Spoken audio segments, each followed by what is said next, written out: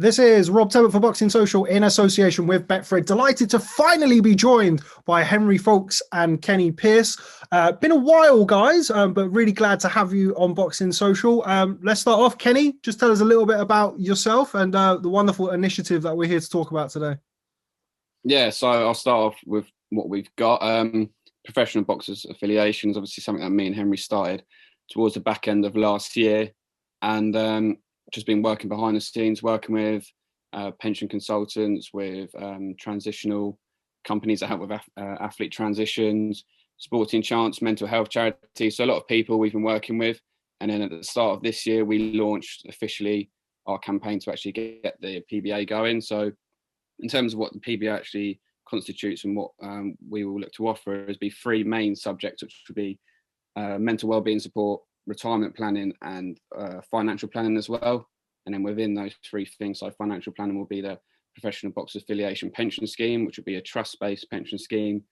And within that, there will be individual personal pension plans, which the boxers will be able to contribute to and be able to claim when they retire. Mental wellbeing, as I said, mentioned Sporting Chance. Also been talking to Cognacity as well as various counsellors as well. So trying to get a professional viewpoint on how the sport can give back to boxers and how we can, support their mental well-being, obviously, which is really important at the moment. And then to do with retirement planning, as we all know, it's very difficult for boxers when they retire. And, it's probably the hardest thing actually about the sport is that retirement and that transitional phase. So we'll be looking to build an individual plan for every boxer that joins us so that when they retire, they have, the support system in place and something to fall back on and always something to refer to as well when they have that secondary career after boxing. Now, this is something that it's been tried previously in boxing, and it's one of the things that I've certainly always had an interest in, and particularly have been always trying to kind of try and help push from a media angle. What was it that kind of made you do this? I mean, you're both very young, or you're both for boxing at least young men. What gave you the impetus to do this? Why boxing? Why do this? I mean, so for me personally, my brother, he's been an amateur boxer for, actually before the pandemic. So he was an amateur boxer, boxing the ABA finals, was training with England at one point. He was training down in, I think it was Richard Sawyer's gym in Dagenham. So with Archie Sharp, them sort of fighters down there. So with that, I've always been around boxing, always seen it, been around professionals. Every time he's been competing, I've met a professional. So, I've always been a boxing fan, but I've always been more intrigued with how the other side of boxing gets contributed to, and especially with welfare of boxing. I don't think there's enough in place, as we mentioned here, to help the collective of welfare boxers. I'm sure, managers and promoters, they would argue that they do in their individual basis, that they help boxers, but as a collective, there's that void there. And I feel that myself and Henry, we can fill that void by providing the schemes that we've got in place. And yeah, I've always just been a big fan of boxing, and, I've been around it. I feel like I can contribute to that personally, but yeah, I feel like that void there just needs to be filled. What about yourself, Henry? How did you come to be involved with the PBA?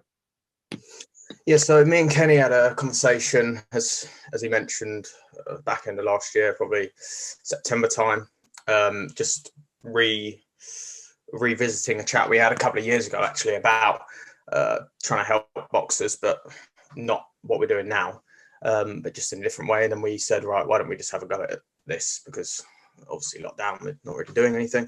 And then we had a look, and there was very little on offer for professional boxers, even with regards to charities. Like you look at other sports, for example, the jockeys, we do a lot of work.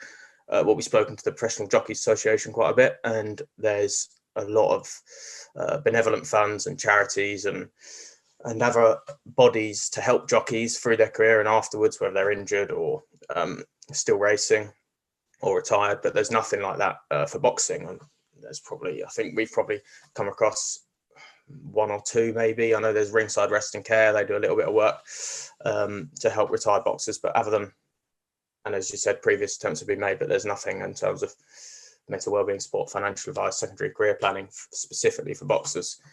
And I think the recent and not so recent stories of boxers who have retired and struggled in retirement have given us an urge to actually do something and try and make a bit of a difference.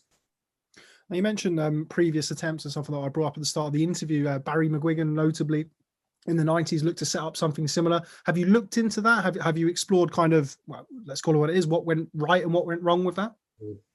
Yeah, so I mean, so Kenny, for example, has spoke to Jim McDonnell, and he said he was involved in the previous attempt, and he stated various reasons. But I was in Waterstones a couple of months ago when it was open, and Barry McGuigan's book was there. So I thought, okay, I'll have a quick look at this, see what's said. And he basically said that he went at it for 15 years or something like that, but said it lacked a secure, reliable form of funding. And also he said his organisational structure of the body that he established was wrong. He openly admitted that. And also the lack of support from some professional boxers at the time. But I know he also used unions like the GMB. I think he ended up delegating the work of the Professional Boxers Association, is what he was called, to the GMB quite early on. So no, that's not something we want to do. We don't really want to be seen as a union. We want to be seen as a kind of a support network for professional boxers. So I think, and also times have changed, obviously, since he was doing it, like as said, in the 90s. Myself and Kenny weren't even born when Barry McGuigan tried to establish it. So I think hopefully times have changed, and more light has been brought to mental health issues, particularly within the sport and in retirement, and hopefully gives us a bit of a clearer pathway to achieve what we want to do. Kenny, just to kind of further on from that, really, where are you now? What sort of things are you looking for? How do you take the next step, as it were? Are you looking at joining up with current professional fighters? I'm sure there are probably a long list of ex-pros who will be looking to join up and help. Where are you now, and what do you need to progress?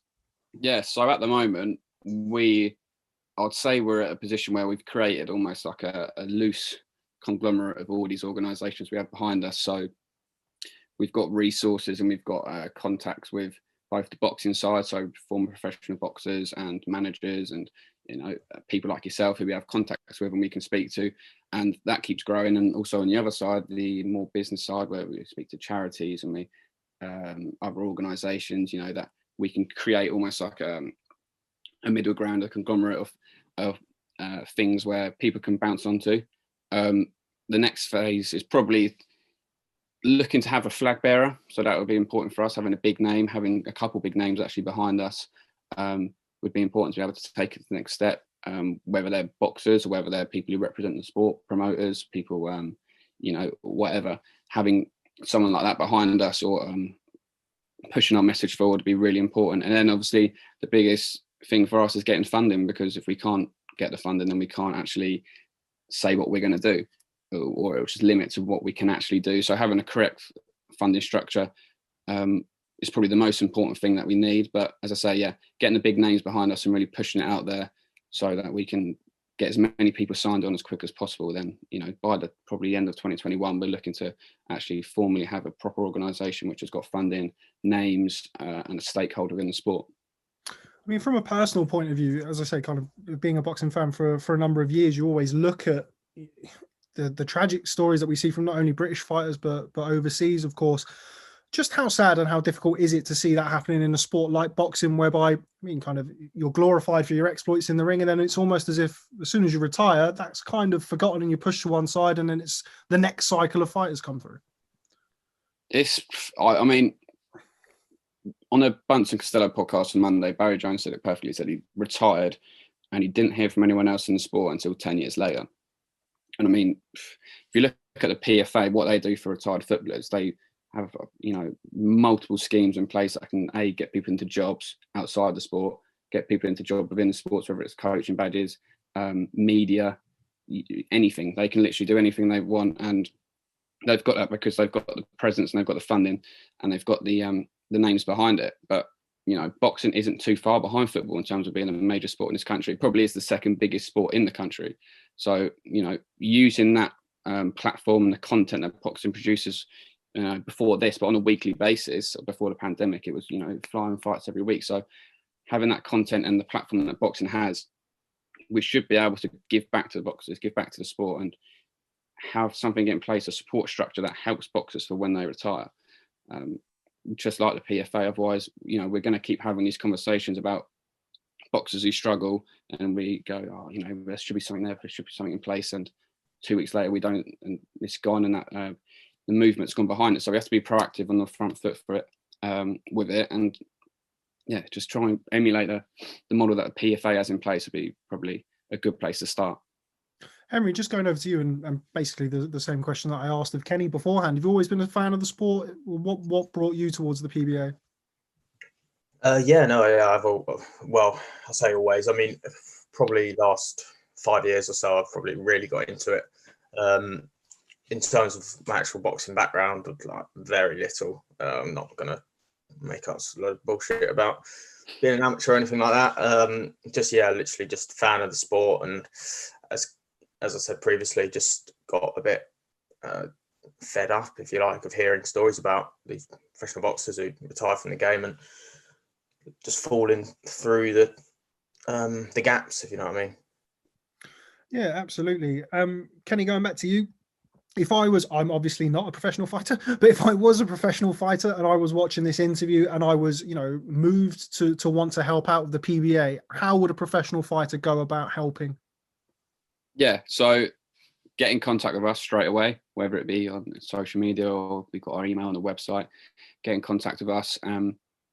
What we'll be looking to do, hopefully, the first thing that we can do, if you're a former fighter, or if you're a recently retired professional, is to create a network of former boxers, which will allow boxers in the future who are going to retire to be able to talk to, get guidance and support on the best ways to retire and what to expect and how to come around these obstacles that they're going to face.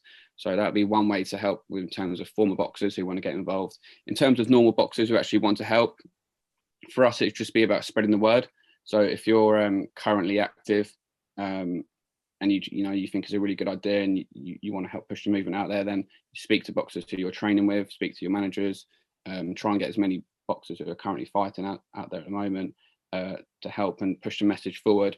And that will give us a better stead in getting funding and getting the big names behind it, so that in years to come that we've got that revenue stream that we need. And because I'll keep saying it, but funding is the most important thing for this, because we can sit here and we can talk about all the things that we can do and what we want to do, but if we don't have funding, then it's going to be very difficult for it to actually move forward. So again, as many people behind it as possible will put us in good stead and actually applying a bit of pressure so that we get the funding that we need.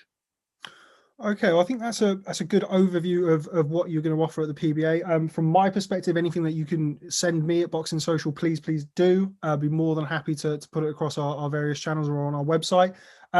Thanks very much, guys. This is something that at this moment in time, I think we can do so much, and then hopefully in 3 months' time, in 6 months' time, in 12 months' time, we can do an interview and a catch up where it would have progressed further down the line. So thanks very much for your time and giving people a little bit of an insight as to what it is you're going to be doing at the PBA.